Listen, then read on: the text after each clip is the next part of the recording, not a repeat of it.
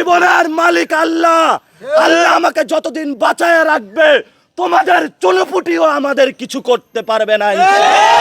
রক্তের কসম খেয়ে বলছি, ভবিষ্যতে ইনশাআল্লাহ রূপগুজ এনসিপির খাঁটি হবে ইনশাআল্লাহ। মাননীয় স্বরাষ্ট্রমন্ত্রী, এই রক্তের প্রশ্নের জবাব আপনার কাছে চাই। তোমাকে কে বলেছে রাজনীতি করতে? আপনাদের অস্তিত্ব খুঁজে পাওয়া যাবে না বাংলাদেশে।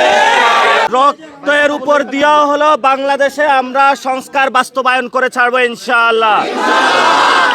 রক্তের উপর দেওয়া হলো বাংলাদেশে আওয়ামী লীগের বিচার করে ছাড়বো ইনশাআল্লাহ।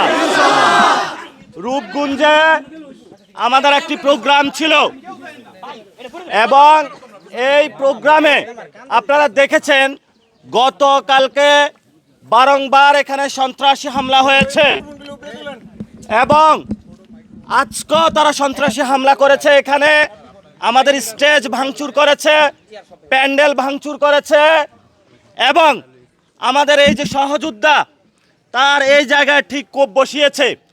তার অল্পের জন্য হলো চোখটা যায় নাই, কিন্তু আমরা আজকে দায়িত্বহীন ঘোষণা দিতে চাচ্ছি। আমাকে অনেকে বলেছে যে আপনার জানের রিস্ক রয়েছে, আপনি সেখানে যাবেন না।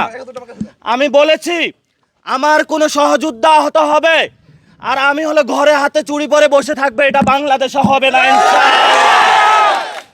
যেখানেই কোনো সহযোদ্ধা আহত হবে, যতই আমাদের কেউ ভয় দেখাক না কেন, আমরা হাসিনার মতন গুন্ডা পান্ডাকে সান্ডা করে আসছি, নতুন কোন গুন্ডা পান্ডাকে আমরা বাংলাদেশে ভয় পাই না ইনশাআল্লাহ। এবং আমাদেরকে বলা হয়েছে যে আপনারা কথা বলবেন না, কারো বিরুদ্ধে বলবেন না, কারো নাম নিবেন না। আমার মুখে নাকি কারো নাম আসলে ওর কেরিয়ার খতম হয়ে যায়। তো আমি আপনাদেরকে বলবো, আল্লাহর হস্তে সবাই আকাম কুকাম সন্ত্রাসী কার্যক্রম ছেড়ে দেন। আপনিও ভালো, আমিও ভালো। আপনি যদি শয়তানি কাজ করেন, আমরা হলো শয়তানের বিরুদ্ধে আছি, আমরা শয়তানকে বাংলাদেশে রাখতে চাই না।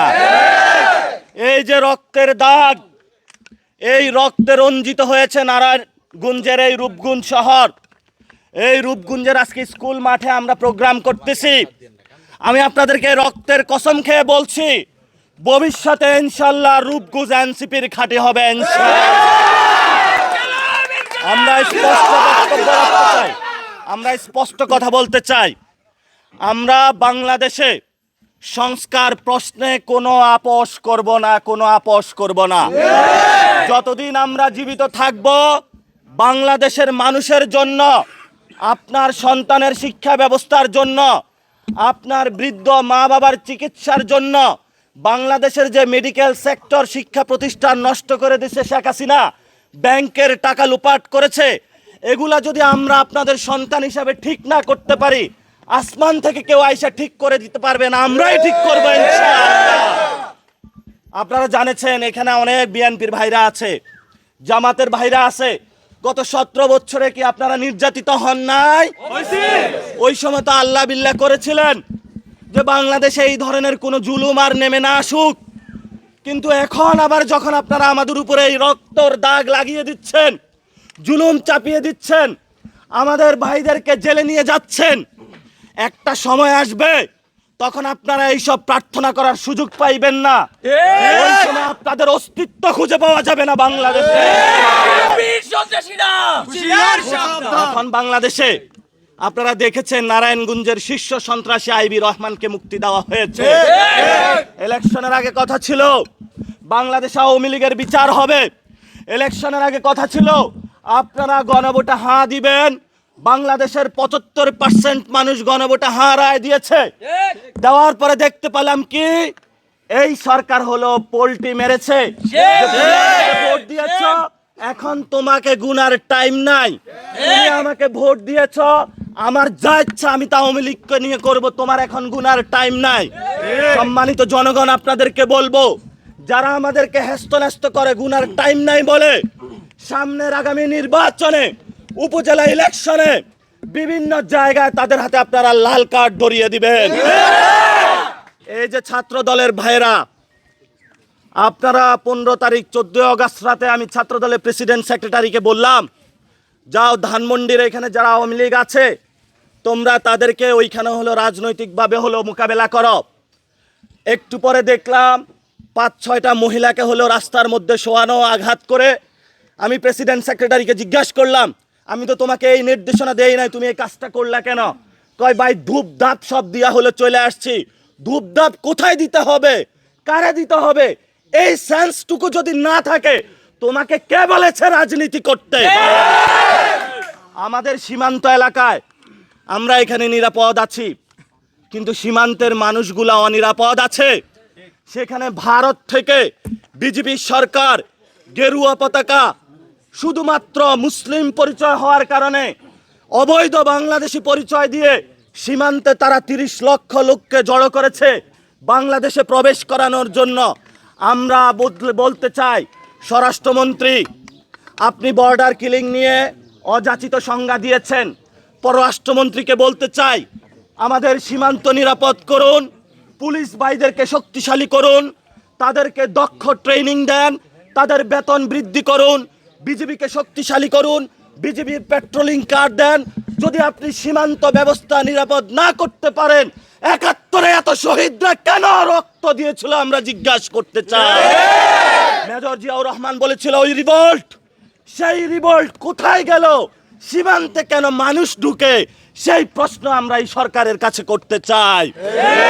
অনেকে বলেছে নারায়ণগঞ্জের এই রূপগঞ্জ, যখন আমি আসতেছিলাম রূপগঞ্জের প্রেমে পড়ে গিয়েছি, খুবই সুন্দর এলাকা, কিন্তু এই রূপগঞ্জে অনেকে বানিয়েছে মাদকের অভয়ারণ্য একটা জায়গা। রূপগঞ্জে বানানো হয়েছে সন্ত্রাসের অভয়ারণ্য জগৎ। রূপগঞ্জে বানানো হয়েছে জমি দখল, ঘর দখল, মানুষের জায়গা জমিন দখলের একটি ভোগ পণ্য হিসেবে বানানো হয়েছে। এনসিপি যখন ইনশাআল্লাহ ক্ষমতায় আসবে, আমরা যখন রূপগঞ্জে কাজ করব, আপনাদের 1 ইঞ্চিও দখলবাজ দখল করতে পারবে না, এই প্রতিশ্রুতি দিয়ে গেলাম। আমরা রূপগঞ্জে মাদক মুক্ত করব ইনশাআল্লাহ। রূপগঞ্জে কোনো সন্ত্রাসী থাকতে পারবে না ইনশাআল্লাহ। এই যে আমাদের ভাইকে আজকে যারা হামলা করেছে, এরা সকল সন্ত্রাসী। এই সন্ত্রাসীদের আজকে রক্তের মিডিয়ার সামনে দেখাচ্ছি। মাননীয় স্বরাষ্ট্রমন্ত্রী, অনেক অত্যাচার আপনিও সহ্য করেছেন, এই রক্তের প্রশ্নের জবাব আপনার কাছে চাই।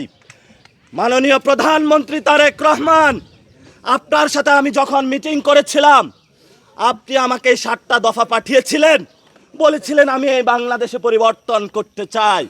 আমি ওই দফাগুলো দেখে হেসে দিয়েছিলাম। ওনার দ্বারা বাংলাদেশে পরিবর্তন সম্ভব নয়। যদি পরিবর্তন হতো আমার ভাইয়ের আজকে রক্ত কেন, আমি জিজ্ঞাসা করতে চাই। আর কোন নেতা কর্মীর উপরে আপনারা যদি হামলা করেন, তাহলে আমরা রাজনৈতিকভাবে আপনাদের সামনে 5 তারিখে আপনাদের সাথে যে মিলেমিশে রাজনীতি, আমরা এই চুক্তি থেকে আল্লাহ হাফেজ জানিয়ে বেরিয়ে পড়ব। আমরা আমাদের পদ্ধতি জানি কিভাবে সন্ত্রাসীদেরকে শায়েস্তা করতে হয়। ইনশাআল্লাহ রূপগঞ্জের মানুষ শক্তি রাখবেন। আমাকে বলেছে আপনাকে মারতে পারে, আমি বলছি আমি ওইখানে যাব ইনশাআল্লাহ। তুমি মারো, আমরা কোনো হামলাকে ভয় পাই না। নাসিরউদ্দিন পাটোয়ারির উপরে প্রতিদিনই হামলা হয়।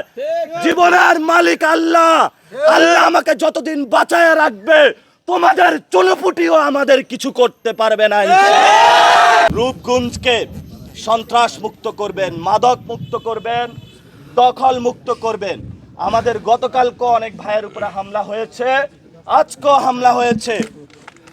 যদি রূপগঞ্জে আর আমার একটি ভাইয়ের উপরে আচর পড়ে, তাহলে আমি আজকে বলে গেলাম স্বরাষ্ট্রমন্ত্রীর মন্ত্রণালয়ে আমি ঘেরাও দিব, তাকে পাকড়াও করে জিজ্ঞাসা করব, হু আর ইউ, তুমি কিভাবে স্বরাষ্ট্রমন্ত্রী হয়েছ?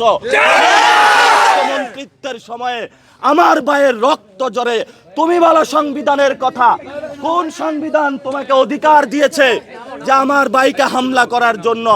বাংলাদেশের সংবিধান আমাকে অধিকার দিয়েছে কথা বলার জন্য, রাজনৈতিক প্রোগ্রাম করার জন্য। সংবিধানের কথা বলে যদি তুমি আমার সমাবেশের অধিকার, রাজনৈতিক অধিকার, সামাজিক অধিকার কেড়ে নিতে চাও, তাহলে তুমি সংবিধান নামে হলো ভুয়া বাটপারি করছো। তুমি সংবিধান সম্পর্কে অজ্ঞ, তুমি সংবিধান সম্পর্কে জানো না। আমি রূপগঞ্জের আজকের যারা এসেছেন সবাইকে জানিয়ে যাচ্ছি, আমাদের আজাদির লড়াই চলবে, আমরা পিছপা হব না, আমরা ভয় পাই না কাউকে ইনশাআল্লাহ।